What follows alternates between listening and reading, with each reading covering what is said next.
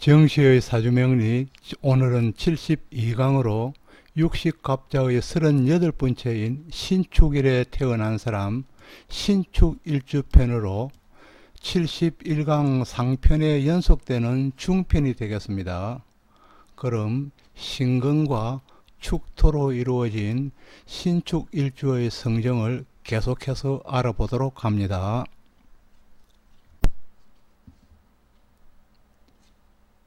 신축일주는 12운성으로서 양지에 놓여 있죠. 양지에 놓여 있기 때문에 전혀 초면인 모르는 사람도 잘 돌보아주고 살펴주는 박여의 정신을 갖고 있는 사람입니다. 그리고 또 양지는 식물이나 동물을 기르는 데도 일각에는 있는 사람입니다.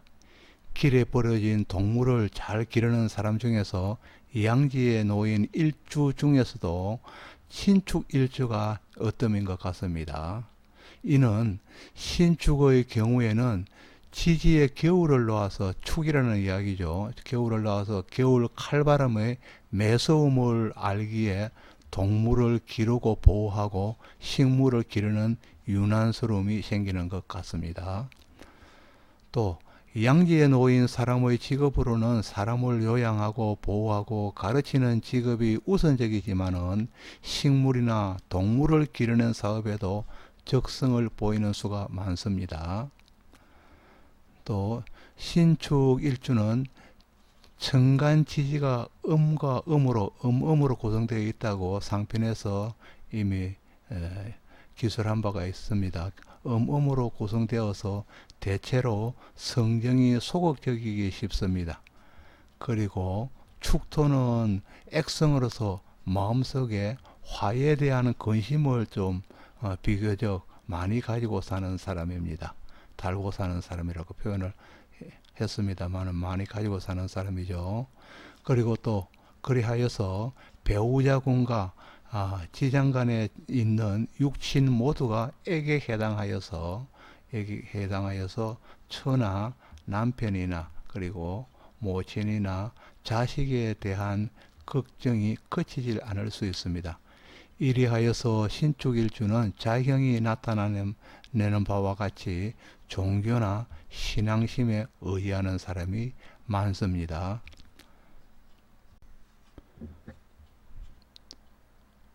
신축일주에서 양지가 신살로는 천살에 해당하기 때문에 차남이라도 장남을 대신하는 사람이 있습니다. 천살은 숙명적인 인과관계를 나타내고 있습니다.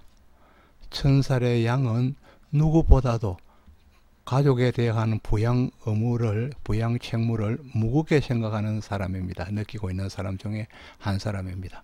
또 한겨울, 그래서 한겨울 혹한에도 소처럼 쉬지 않고 일하고 노력하는 사람이 바로 신축일주의 천살에 놓인 사람입니다.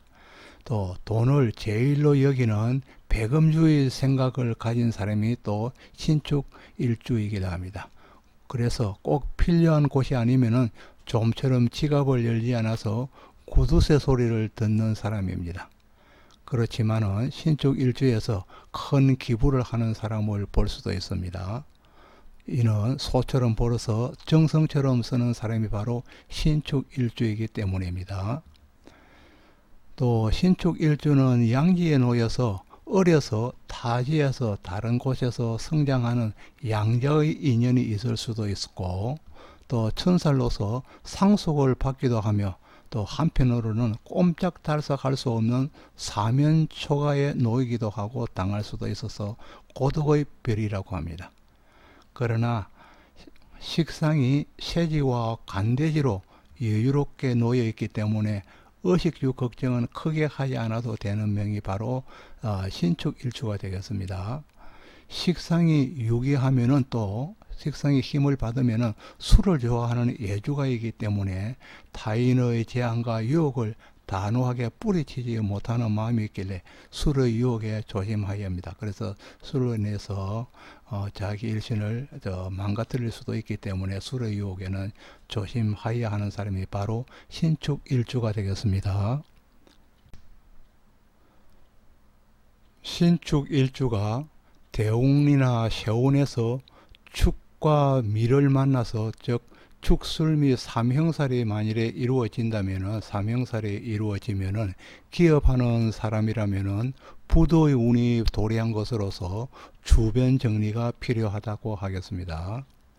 또 여명의 경우라면은, 여명의 경우에 운에서 축술미를 만나면은 가진 것을 거의 잃거나 또 신상의 변동이 오기도 합니다. 또 운에서 만나는 것이 아니고 명식 내에서 사명사를 짠 경우에는 어렵게 돈을 모으는 명이라고 하겠습니다. 그리고 명식의 재성을 바르게 보지 못하고, 그러니까 신축일서에서는 갑이나 을목을 이야기하겠죠. 갑이나 을목을 바르게 보지 못하고 미토를 보게 된다면 축미충으로서 인성이 깨어지는 것이니 이성을 상실하여서 화를 초래할 수 있기에 유념하여야 합니다. 특별히 조심해야 합니다.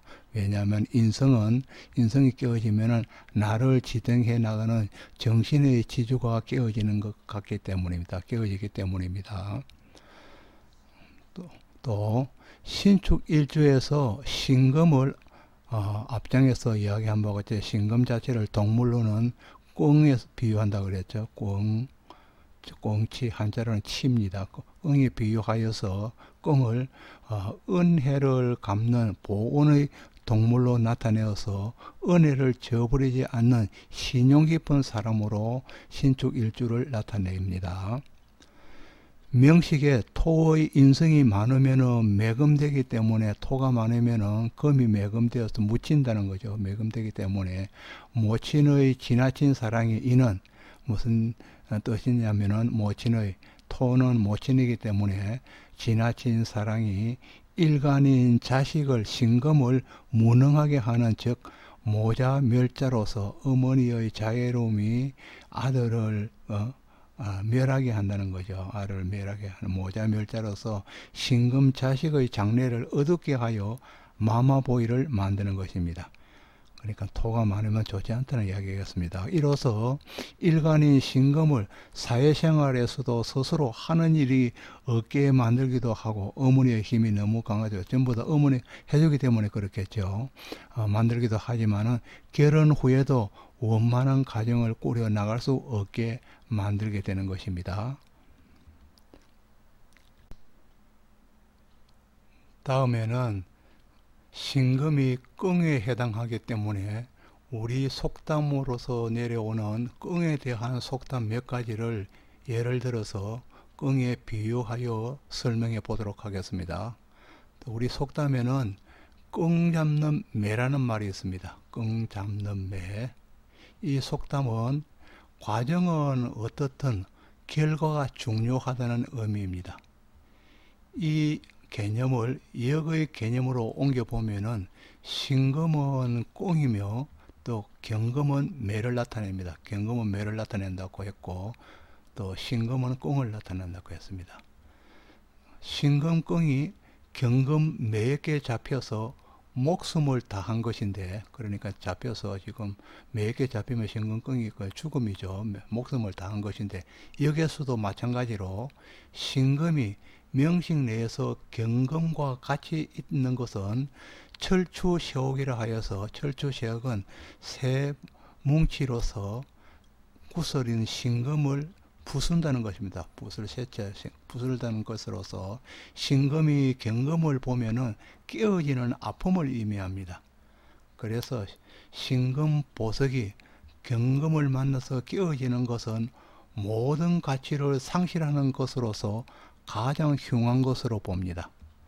신금 일주는 여한 경우라도 급제인 경금을, 급제가 경금에 해당하죠. 경금을 싫어하고 깊이 하게 됩니다. 그리고 신금에 경금이 있는 명조가 되면은 살면서 다칠 수도 있습니다. 다칠 수도 있기 때문에 신금은 경금을 여한 경우라도 싫어한다는 것입니다. 또 그리고 우리는 아무런 소식이 없을 때를 끙 구워 먹은 소식이라고 합니다. 끙 구워 먹은 소식이라고 하는데, 이 속담은 끙 구워 먹은 소식은 이는 신금이 정화의 불을 만나서 녹아 없어진 경우에 비유된다고 할 수가 있겠습니다. 정화의 불을 만났을 경우에. 그러니까 정화의 불을 만나는 것을 화소주옥이라고 그러죠. 정화의 불을 화라고 하고, 그러니까 신금을 주옥이라고 했을 때 화의 불에 의해서 주옥 신금이 타버렸다는 것입니다. 해당하였은 경우인데, 없어진 소식은 주옥의 가치가 없어진 것과 같고 형체가 없어진 것과 같습니다. 타버렸으니까 같습니다. 그래서 신금은 이와 같이 정화의 편관을, 신금은 정화에서는 정화를 보면은 정화가 편관이죠. 편관을 아주 싫어하게 됩니다. 그러니까 강력한, 신금의 명조에서 강력한 편관을 싫어한다는 것입니다. 왜냐하면 자기가 타서 없어지기 때문에 그렇습니다. 또 두 가지 이익을 모두 취할 경우를 꺽 먹고 알 먹는다는 또 속담이 있습니다. 꺽 먹고 알 먹는다는 속담이 있는데, 이는 신금이 임수를 만나는 경우로 또 비유해 볼 수가 있겠네요. 또 임수는 신금의 보석을 씻어 광채를 더욱 바라게 하여서 가치를 높인다는 것입니다. 그러니까 보석의 가치를 씻어서 높여주고 깨끗하게 해서 높여주는 것이고, 임수는 또 이렇게 해서 자기의 역할이 생기니까 상호가 서로가 좋은 것으로서 신금도 좋고 임수도 좋고 이득을 취하는 경우라고 하겠습니다. 꺽 먹고 알 먹고 하는 경우에는 임수가 지금 신금의 보석을 씻어주는 경우로서 생각할 수 있겠다는 것입니다. 또 끈과 관련된 속담을 몇 개 더 보기로 하겠습니다. 사교적으로 세련된 여자를 서울 까투리라고 합니다. 서울 까투리, 사교적으로 세련된 여자를 서울 까투리라고 하는데, 까투리는 역시 앙것을 말하고 장기는 수것을 말하죠. 수금을 장기라고 하고 앙것은 까투리라고 말하는데, 이는 세련되었으니까 보석을 의미하겠죠. 보석을 말하는 것으로 신금 일주를 견주어 말하는 것과 같겠습니다. 같이 유추할 수가 있겠습니다. 또 춘치자명이라는 말이 있는데, 이 춘치자명은 봄 춘자에, 그리고 꽁치라 그랬죠. 봄에 꽁이 스스로 운다라는 것입니다. 울명자니까 스스로 운다라는 것인데, 벙꽁이 스스로 운다라는 표현으로서 허물을 제 자신이 드러낼 때 쓰는 말인데, 이는 신금이 봄인 춘절에 나면은, 그러니까 신금의 사람이 인묘진 3월에 태어나면은 어린 싹을 자르는 모습으로서 쓸데가 없으니 한탄하는 모습과 같게 됩니다. 그러니까 어린 싹을 자르는 모습으로 신금이 할 일이 없다는 것이니까 신금이 한탄하는 모습과 같다는 거죠. 그러니까 신금 일주에서 춘봄에 나면은, 그러니까 별로 좋지 않다는 이야기가 되겠습니다. 또 끙에 대한 속담으로서 끙은 머리만 풀 속에 감춘다는 말이 있습니다. 급할 때 머리만 풀 속에 감춘다는 이야기인데, 이는 약삭빠른 행동이 오히려 해가 된다는 말로서 당황하여 일을 거르치는 행위를 가리키는 것입니다. 그러니까 급할 때 끙은 머리만 풀 속에 감춘다는 이야기가 당황하여서 일을 거르치는 행위를 가르치는 것으로, 이는 약삭빠른 행동이 오히려 해가 된다는 이야기죠. 그래서 이걸 신금과 비추어 보면은 많은 무기토 속에 흙 속에 신금을 감추는 것으로, 머리 신금을 감추는 것으로서 흙 속에 묻힌 보석이 무슨 가치가 있겠는가로 또 대신할 수 있지 않을까 생각해 봅니다. 그 밖에 신금인 끙에 대한 속담으로서 임신 중에 끙고기를 먹으면 아이가 단명할 수 있다고도 하였고, 또 끙이 몹시 울면 지진이 난다고 합니다. 그렇게 미리 지진을 알 수 있다는 끙의 어떤 미래 예언적인 어떤 그 이야기가 되겠고, 또 정원에 꿩이 날면은 재수가 있다고 하고, 또 보리밭에서 꿩알을 주우면은 풍년이 든다고도 하였습니다. 이상 몇 가지 또 꿩에 대한 어떤 속신과 그리고 우리 속담들을 또 신금과 견주어서 또 알아보았습니다.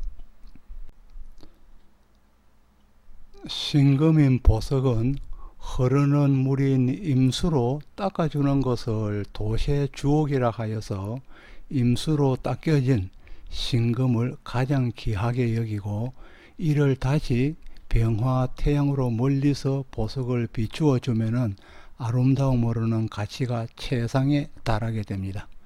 그래서 신금과 임수와 병화 세자를 명식에 갖추게 되면은 상격을 논할 수 있어서 삶이 풍요로운 사람이 되겠습니다. 또 신축일주에서 신금은 가을이 도래하였음을 알리는 차가운 서리를 나타냅니다. 서리 상자죠. 서리를 나타내는데, 차가운 서리이기에 쌀쌀하게 보이기도 하지만은 주옥의 보석으로서 아름다움을 뽐내는 것으로 유행에 민감하고, 또 세련미가 넘치는 것으로 상대에게 어필하는 능력도 탁월하다겠습니다. 그래서 신금의 일주는 여명인 경우에는 미인대와 그리고 남명인 경우에는 보더빌더 대회에 참가하는 사람이 많은 편입니다. 또 신축 일주에서 축의 사람은 거물망으로 만들어진 여과기인 필터와 같아서, 필터 여과기는 내가 필요한 것만 선택해서 고르는 기능을 가지고 있죠. 필터는 같아서 내가 좋아하는 사람과 내가 필요한 사람만 선택하는 선민성이 강한 사람입니다. 그래서 축을 쓰는 사람은 선민성이 강한 사람이다. 축을 쓰는 사람은. 그래서 그 선민성으로 인하여서 축의 사람은 주위에 그렇게 사람이 많은 사람을 가지고 있지는 않습니다. 그래서 한편 축을 액성이라 불리는 이유가 아마 선민성에 있지 않을까 생각해 보기도 합니다. 축의 사람을 액성이라고 하는 이유가 선민성에 있지 않을까 한번 생각해 보기도 한다는 것입니다. 신축 일주는 간지 내에서 정관과 지지 내에 신금인 현침을 2개나 가진 일주가 되겠습니다. 일주입니다. 현침은 바늘을 의미하여 날카로움이기도 하고 예리함이기도 합니다. 또 2개이기 때문에 쌍침의 날카로움과 예리함은 성격으로도 표출이 되어서 사용하는 언어에도 가시가 돋친 듯하고 부드러움이 조금은 결여되어 있어 언제나 긴장된 분위기를 주는 사람도 있습니다. 또 신축 일주는 사족이라는 게 없어서 항시 언제나 간결한 말투로 사용하는 사람이 많습니다. 또 신축 일주는 일목요연한 군더더기가 없는 사람이기도 합니다. 그리하여서 평론가의 기질을 가진 사람이라고 하겠습니다. 또 신축의 현침은 주사기를 나타내어서 어려워지게 적성이 있음을 나타내고, 특히 침을 사용하는 침술의 직업이라면 최적의 직업이 될 것이라고 했습니다. 또 신축은 종탑에 걸린 십자가를 나타내고, 신축은 십자가죠. 여기 지금 신이 이와 같이 종탑에 걸린 십자가와 비슷한 모양이라고 해서 종탑에 걸린 십자가를 나타내고, 축은 또 액성으로서 액성을 대비해 보면은 종교에 깊은 관련이 있는 사람이라고 했습니다. 또 성직자가 만일에 신축 일주이면은 양지에 놓여서 전도하는 힘이 강한 사람이며, 교리를 또 깔끔하게 설교하여서 상대가 믿음을 가지게 하는데 일가견이 또 있는 사람이 또 신축일주가 되겠습니다. 또 신축일주의 지정간에는 기토인 편인이 있고 또 신금인 비견도 있으며 개수인 식신이 암장되어 있는 바 토생금하고, 그러니까 기토가 신금을 생하고 토생금하고 또 신금이 생해진 신금이 다시 금생수한다는 거죠. 신금이 다시 개수를 생하여서 금생수하여 식신이 일어서 힘을 얻은 식신은 관찰하고 탐구하고 연구하여 노하우로 만드는데 능한 사람이 된다고 하였습니다. 또 비견은 신금인 비견이죠. 신금인 비견은 자존감과 독립심이 투철하여서 한 고집 하는 사람이라고 했고, 또 편인은 기토인 편인이죠. 기토인 편인이 자리하면은 수완가이고 또 치략과 전략을 세우는데 능한 사람이라고 했습니다. 그리하여서 신축일주는 인비식 구조, 인성과 비거과 식신의 구도로서 한 가지만 고집스럽게 매달려서 결과를 만들어가는 집요한 제주꾼이라고 했습니다. 또 신축일주가 남자일 경우에는 배우자는 을목인 편재이며 재성인 편재이며 편재가 세지에 해당하여서 능력 있는 배우자임을 알 수가 있습니다. 그리고 재적인 관념이 강하여서 그 배우자는 사회적인 성취가 있는 배우자입니다. 그러나 배우자 궁의 추객성으로서 몸이 아플 수도 있으며 또 지장간 내에 비견 신금이 같이 있기 때문에 어처증이 생기는 경우도 있습니다.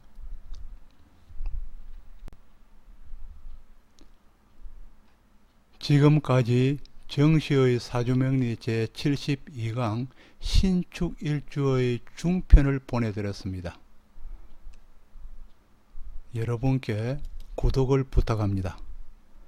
제73강은 신축일주 마지막 편을 곧 준비하여 보내드리도록 하겠습니다. 감사합니다.